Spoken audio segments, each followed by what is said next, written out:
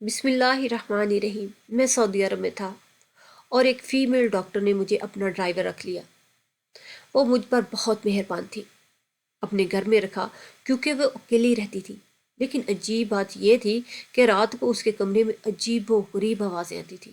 اور ایک روز میں مالکن کے کمرے میں چلا گیا اور جو منظر میرے سامنے تھا، میری روح لرز گئی، کیونکہ معصوم سے بولے بالے دکھنے والے چہرے کبھی کبھی اندر سے بہت ہی گنانے ہوتے ہیں۔ ہمارے ہی ارد گرد ایسے لوگ موجود ہوتے ہیں جنہیں ہم اپنا مانتے ہیں، لیکن در حقیقت وہ ہمارے اپنے نہیں ہوتے۔ زندگی میں کچھ وقت ایسے آتے ہیں جب ہم لوگوں کو سمجھنے غلطی کر بیٹھتے ہیں، اور میں نے بھی کچھ ایسا ہی کیا۔ لیکن جب میرے سامنے سچ آیا تو میرے قدموں تلے زمین نکل گئی۔ سعودی عرب میں جب گرمی شدت سے پڑتی ہے تو برداشت کرنا مشکل ہو جاتا ہے، اور اگر پوری طرح ایئر کنڈیشن کمرہ ہونے کے باوجود بھی مجھے اپنا دم گھٹتا ہوا محسوس ہو رہا تھا۔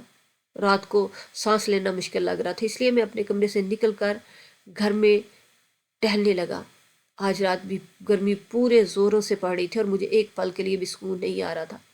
میں اپنے کمرے سے نکل گیا اور یوں ہی چہل قدمی کرنے لگا کہ جب مجھے ایسا محسوس ہوا جیسے مالکن کے کمرے سے ہلکی ہلکی آواز آ رہی ہو، میں حیران رہ گیا، کیونکہ گھر میں میرے اور میری مالکن کے سوا کوئی نہیں رہتا تھا۔ سارے گھر میں میں ٹہل رہا تھا اور پھر اپنے کمرے میں سونے کے لیے واپس آ گیا۔ یہ ایک بہت بڑا سا گھر تھا جہاں میں اپنی مالکن کے ساتھ رہائش پذیر تھا، کیونکہ میں پاکستان سے آیا تھا اور مالکن نے بڑے برے وقتوں میں مجھ پر رحم کھا کر مجھے ڈرائیور رکھا تھا۔ میرے پاس رہنے کی کوئی جگہ نہیں تھی اور مالکن نے خود ہی مجھے اپنے گھر میں جگہ دے دی تھی، لیکن آج پہلی دفعہ مجھے کسی اور کی موجودگی کا احساس ہوا تھا۔ میں نے فوراً ہی اپنے ذہن میں آنے والے خیالات کو جھٹک دیا۔ شاید مالکن کسی اور سے فون پہ بات کر رہی تھی، ہو سکتا فون سپیکر پہ ہو۔ میری مالکن ایک مشہور لیڈی ڈاکٹر تھی اور ایک ہاؤس فل میں نوکری کرتی تھی۔ شاید ہاسٹل سے آئے فون آیا ہو۔ مالکن بہت ہی رحم دل اور نیک عورت تھی، اپنے مریضوں کی خاطر جان دیتی تھی۔ میں نے مالکن کے ساتھ گزارے 6 مہینے میں کوئی ایسی برائی نہیں دیکھی تھی۔ اگلی رات میں گرمی نے پھر مجھے بے چین کیا اور میں یہاں سے وہاں چکر کاٹنے لگا۔ ایک دفعہ پھر مالکن کے کمرے کے قریب سے پہنچا تو مجھے آوازیں سنائی دی۔ یہ کوئی فون کے سپیکر کی آواز محسوس نہیں ہو رہی تھی، ایسے لگ رہا تھا جیسے مالکن کے کمرے میں کوئی موجود ہو۔ دھیمی دھیمی سرگوشیوں نے میرے اندر تجسس پیدا کر دیا، لیکن میں ایک معمولی سا ملازم تھا۔ مجھے میں اتنی ہمت نہیں تھی کہ رات کے اس پہر میں مالکن کے کمرے کے قریب بھی جاتا۔ میرے لیے سب کچھ بہت غیر معمولی تھا، کیونکہ میں نے آج تک مالکن کا کوئی رشتہ دار یا دوست نہیں دیکھا تھا۔ وہ یہاں تنہا رہتی تھی اور ان کے گھر والے کسی دوسرے ملک میں رہتے تھے۔ میں ساری رات یوں ہی بے چینی سے باہر گزار کر واپس اپنے کمرے میں آ گیا۔ آدھی رات کو مالکن سے ملنے کے لیے کون آ سکتا ہے، جبکہ میری مالکن تو شادی شدہ میں نہیں تھی۔ وہی خوبصورت اور جوان لڑکی تھی، لیکن ابھی تک مالکن نے شادی نہیں کی تھی۔ مالکن ہاسٹل سے گھر اور گھر سے ہاسٹل، اس کے علاوہ کہیں نہیں جاتی تھی۔ جتنا وقت مالکن ہاسٹل میں ہوتی میں گاڑی لے کر باہر ہی کھڑا رہتا اور مالکن کا انتظار کرتا۔ میں بہت زیادہ حیران تھا کہ مالکن کی زندگی میں ایسا کون آ گیا جو آدھی رات کو مالکن سے ملنے کے لیے آتا ہے اور جس سے میں بالکل بے خبر تھا، جبکہ مجھے مالکن کے ہر پل کی خبر ہوتی تھی۔ انہیں سوچوں کے ساتھ میں بستر پر لیٹا تو تھوڑی ہی دیر میں مجھے نیند آ گئی۔ اگلی صبح میں معمول کے مطابق مالکن کو ہاسٹل لے کے جانے لگا۔ مالکن گاڑی کی پچھلی سیٹ پر آنکھیں موندے بیٹھی تھی۔ ان کا چہرہ دیکھ کر مجھے ایسا محسوس ہو رہا تھا جیسے وہ رات بھر سوئی نہ ہو۔ ان کے چہرے پر زمانے کی تھکن محسوس ہو رہی تھی۔ میں نے اچانک ہی ان سے پوچھ لیا کہ کیا آپ رات بھر نہیں سوئی؟ میری مالکن سن کر مالکن نے ہڑبڑا کر آنکھیں کھولی اور کہنے لگی، کیوں مزمل، یہ سوال کیوں پوچھ رہے ہو؟ میں بھلا رات بھر کیوں نہیں سوؤں گی؟ میں تو 10 بجے سے سو جاتی ہوں۔ ہاسپٹل میں کام کرنے کے لیے مجھے پوری نیند کی ضرورت ہوتی ہے، اسی لیے رات کو میں بالکل نہیں جاگتی۔ مالکن کی بات سن کر میں ہکا اور بکا رہ گیا، کیونکہ مجھے اچھی طرح معلوم ہے کہ مالکن رات کو سو نہیں رہی تھی۔ لیکن مالکن نے تو سرے سے ہی جھوٹ بولا۔ مالکن کو بلا مجھ سے جھوٹ بولنے کی کیا ضرورت پیش آ گئی تھی؟ میں نے گہری نظر مالکن کے چہرے پہ ڈالی۔ جب شیشوں سے باہر دیکھتے ہوئے کچھ سوچ رہی تھی۔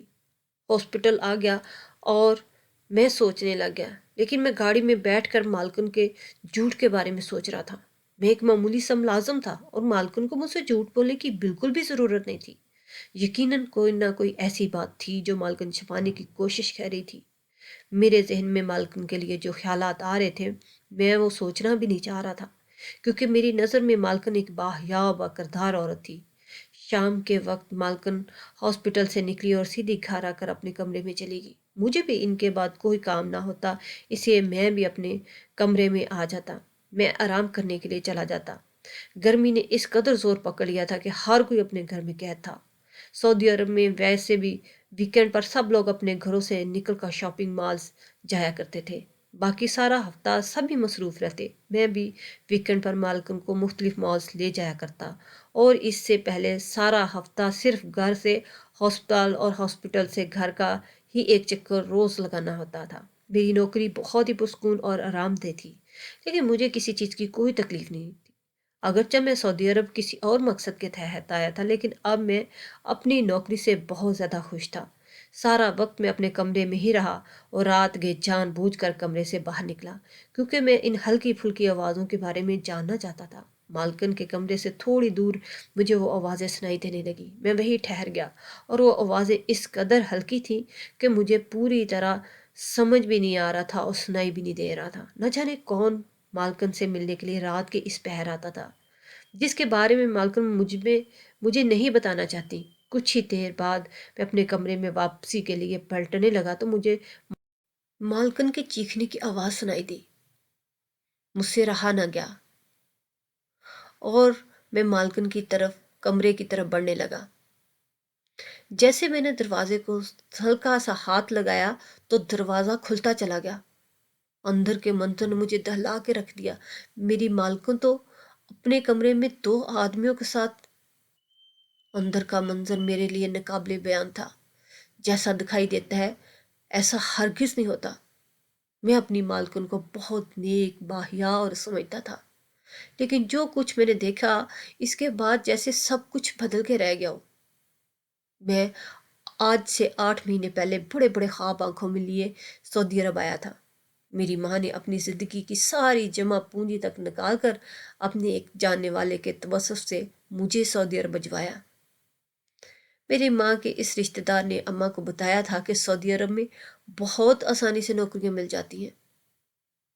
اس نے ان سے 4 لاکھ روپیہ لے کر مجھے سعودی عرب کا ویزا اور پاسپورٹ کا ٹکڑا دیا، جس کو میں بغیر کسی نوکری سے ہی یہ سوچ کر سعودی عرب چلا آیا کہ یہاں آتے ہی مجھے میری من پسند نوکری مل جائے گی۔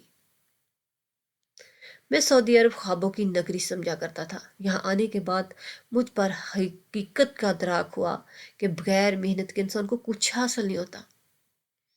میں ایک چھوٹے سے ہوٹل میں رہتے ہوئے نوکری ڈھونڈنے کی کوشش کر رہا تھا، لیکن مجھے کوئی نوکری نہیں مل رہی تھی۔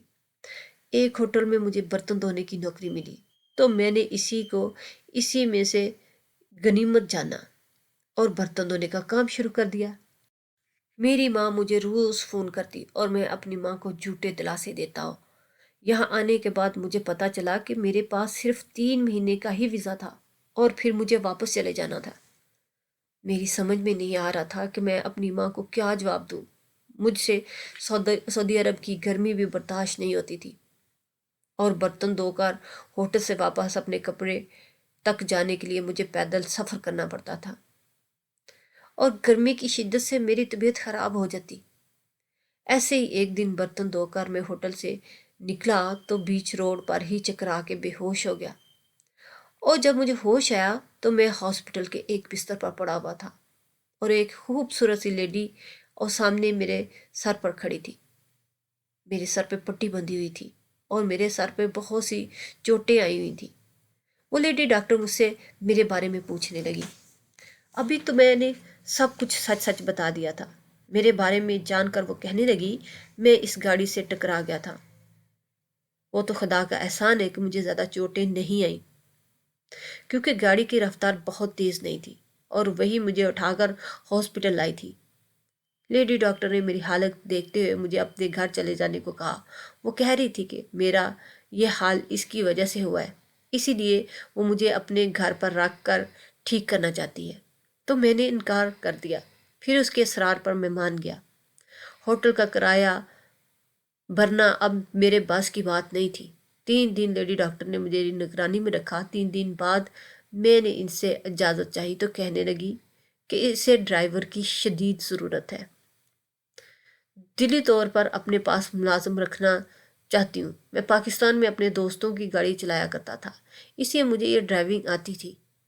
میں اسی کے گھر میں رہ بھی سکتا تھا اور اس کی ڈرائیونگ کی نوکری بھی کر سکتا تھا، اور وہ مجھے ایک معقول رقم تنخواہ کے طور پر بھی دے رہی تھی۔ لیڈی ڈاکٹر کی بات سن کر میں حیران رہ گیا۔ وہ مجھے اجنبی پر اتنا بھروسہ کیسے کر سکتی ہے؟ لیکن میرے لیے تو یہ بہت اچھا تھا کہ مجھے نوکری بھی مل رہی تھی۔ میں نے بنا سوچے سمجھے حامی بھر لی اور اس دن سے ہی مالکن کے پاس نوکری کرنے لگا۔ مالکن باقاعدگی سے نماز پڑھتی، گھنٹوں خدا کے آگے سجدے میں پڑی رہتی۔ میرے لیے تو وہ بہت پاکیزہ فرشتہ صفت۔ مالکن نے مجھے اپنے گھر میں صرف جگہ ہی نہیں دی بلکہ اجازت بھی دی تھی کہ مجھے ایسا کچھ محسوس نہیں ہوتا تھا کہ میں ایک معمولی سا ملازم ہوں۔ امید سے کہیں بڑھ کر مجھے تنخواہ مل رہی تھی جسے میں خوشی خوشی اپنی ماں کو بھجوا رہا تھا۔ مالکن نے میرا ویزا بڑھا دیا تھا اور وہ دن اتنا تیزی سے گزر رہے تھے کہ مجھے یہاں نوکری کرتے ہوئے 8 مہینے ہونے کے والے تھے۔ لیکن پچھلے کچھ دنوں سے جو عجیب عجیب سی آوازیں مجھے سنائی دینے لگی تھی، انہوں نے میرے اندر ایک تجسس بھر دیا تھا۔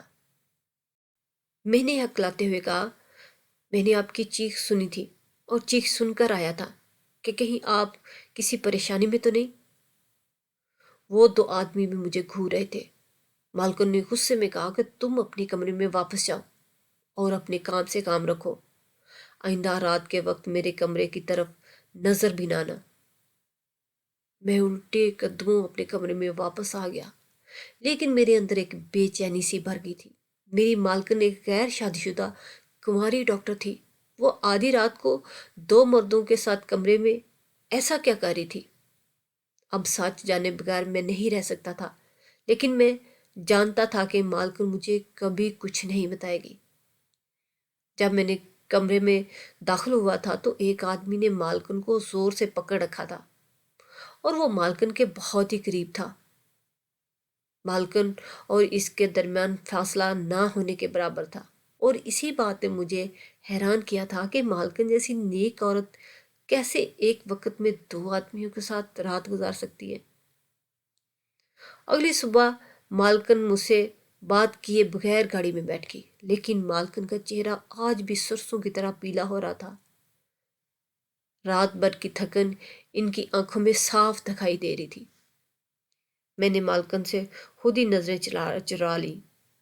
مجھے اس بات کا خوف تھا کہ اگر مالکن نے مجھے نوکری سے نکال دیا تو میرے پاس رہنے کے لیے کوئی ٹھکانہ نہ ہوگا اور نہ ہی کوئی نوکری۔ مجھے اگلی رات کا انتظار تھا۔ میں نے سوچ لیا کہ میں خود ہی سچ کا پتہ لگاؤں گا۔ مالکن رات کے کھانے کے بعد تھوڑی سی چہل قدمی کر کے اپنے کمرے میں چلے گی، اور اس وقت کا فائدہ اٹھا کر میں مالکن کے کمرے میں چھپ گیا۔ میں چاہ کر بھی اس بات کا یقین نہیں کر پا رہا تھا کہ میری مالکن ایک بد کردار عورت ہے۔ اگر میں مان بھی لیتا کہ مالکن بد کردار عورت ہے تو پھر وہ چیخیں کیوں مار رہی؟ اس نے مالکن کے چہرے کا رنگ دن بدن پیلا کیوں پڑتا جا رہا ہے؟ میں مالکن کے کمرے میں چھپا ہوا تھا۔ مالکن چہل قدمی کر کے تھوڑی دیر میں اپنے کمرے میں آ گئی۔ 1 بجے کے قریب میں وہ 2 آدمی چلے آئے۔ ان کو دیکھ کر مالکن کا چہرہ اتر گیا اور مالکن بستر سے اٹھ کر کھڑی ہو گئی۔ ان میں سے ایک آدمی ان کے بہت قریب چلا گیا اور دونوں نے بازو سے پکڑ کر اپنے قریب پہنچایا۔ مالکن کے ہلکی سی چیخ نکل رہی تھی جس سے اس آدمی نے اپنے ہاتھوں سے گھونٹ دیا۔ ان کی ہلکی ہلکی سسکیاں کمرے میں گونج رہی تھی اور میرے جسم سے پسینے چھوٹ رہے تھے۔ میں مالکن کے کمرے میں بنی لکڑی کی بڑی سی الماری میں چھپا ہوا تھا۔ اس آدمی نے مالکن کو دھکا دے کے بستر پر گرایا اور مالکن کو اپنے موبائل فون میں کچھ دکھانے لگا۔ ساتھ ہی وہ مالکن سے کہتا تھا کہ اگر مالکن نے اس کی بات نہ مانی تو وہ ہر حد سے گزر جائے گا۔ میں جان گیا تھا کہ وہ آدمی مالکن کو بلیک میل کر رہا تھا، یعنی اس کے پاس مالکن کی کچھ تصویریں ہیں، لیکن وہ مالکن سے کیا چاہتا تھا میں اس بات کو نہیں جانتا تھا۔ میرا دم گھٹ رہا تھا، لیکن مالکن کی حالت دیکھ کر میری جان نکلنے لگی تھی۔ وہ ہاتھ جوڑ جوڑ کر اس آدمی سے رحم کی درخواست کر رہی تھی۔ اس آدمی نے انگلی اٹھا کر مالکن کو تنبیہ کیا کہ اگر انہوں نے جلدی سے اس کا کام نہ کیا تو وہ ان کو برباد کر دے گا۔ مالکن نے اسے یقین دلایا کہ وہ جلد اس کا کام کرے گی، اور وہ دونوں ایک آدمی کمرے سے نکل چلے گئے۔ وہ بستر پر پڑی رو رہی تھی۔ میں الماری سے نکل کر ان کے سامنے آ گیا۔ مجھے دیکھ کر ان کی جان نکل گئی۔ وہ کہنے لگی تم یہاں کیا کر رہے ہو؟ میں آپ کی مدد کرنا چاہتا ہوں، میں نے ان سے کہا، لیکن اس کے لیے آپ کو سارا سچ تو بتانا ہوگا۔ میں ان کے قدموں میں بیٹھ گیا اور ان کو یقین دلایا کہ میں ان کے ساتھ پوری طرح وفادار رہوں گا۔ وہ کہنے لگی یہ دونوں آدمی بہت خطرناک ہیں، بہتر ہے کہ تم ان معاملات سے دور رہو۔ آپ نے مشکل وقت میں میرا ساتھ دیا، اب میری باری ہے، میں آپ کی مدد کروں گا۔ مجھ پر آپ کے بہت احسانات ہیں، اور اب جب مجھے احسان اتارنے کا موقع مل رہا ہے تو میں بھی پیچھے نہیں ہٹوں گا۔ مالکن نے ایک نظر میری طرف ڈالی تو انہیں اس بات کا یقین آ گیا، اور وہ روتے ہوئے جو سچ انہوں نے مجھے بتایا وہ سن کر میرے رونگٹے کھڑے ہو گئے تھے۔ وہ دونوں مالکن کو کچھ دنوں سے ڈرانے دھمکانے کے لیے آ رہے تھے۔ ان میں سے ایک آدمی کے پاس مالکن کے تمام گھر والوں کی تصویریں موجود تھیں، اور وہ مالکن کو دھمکی دے رہا تھا کہ اگر مالکن نے اس کی بات نہیں مانی تو وہ انڈیا میں موجود مالکن کے گھر والوں کو ختم کر دے گا۔ وہ ان سے ایک غیر قانونی اور غیر انسانی کام کی ڈیمانڈ کر رہے تھے۔ مالکن ایک مشہور لیڈی ڈاکٹر تھی، اور سعودی عرب کی بڑی بڑی امیر گھرانوں کی عورتیں اور لوگ ان سے اپنا علاج کروانے کے لیے آتے تھے۔ ایک مہینے سے ان کے پاس ایک عورت علاج کے لیے آ رہی تھی جسے دل کی کچھ تکلیف تھی، لیکن اس کی بیماری اتنی بڑی نہیں تھی کہ اس کی جان کو خطرہ ہوتا۔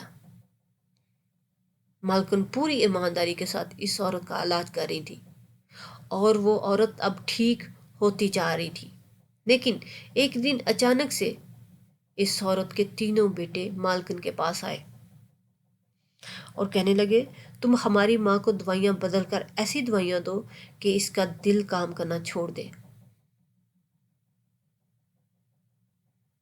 وہ ایک صحت مند عورت کو غلط دوائیاں دے کر موت کی دہلیز پر پہنچا دے، اس لیے مالکن نے ان دونوں کو صاف انکار کر دیا اور ان کی رپورٹ پولیس میں درج کروا دی اور دھمکی بھی دی۔ لیکن وہ دونوں بھائی بہت ہی شاطر دماغ تھے، انہوں نے مالکن کے گھر والوں کا سراغ لگا لیا، اور وہ مالکن کے گھر والوں کو موت کے گھاٹ اتارنے کی دھمکیاں دے رہے تھے۔ مالکن کے گھر والے بھارت کے ایک چھوٹے سے قصبے میں رہتے تھے، اور وہاں انہیں موت کے گھاٹ اتارنا مشکل کام نہیں تھا۔ اپنے گھر والوں کے بارے میں جان کر مالکن کی جان نکل گئی، اور انہوں نے پولیس میں رپورٹ درج کروانے کا ارادہ ملتوی کر دیا۔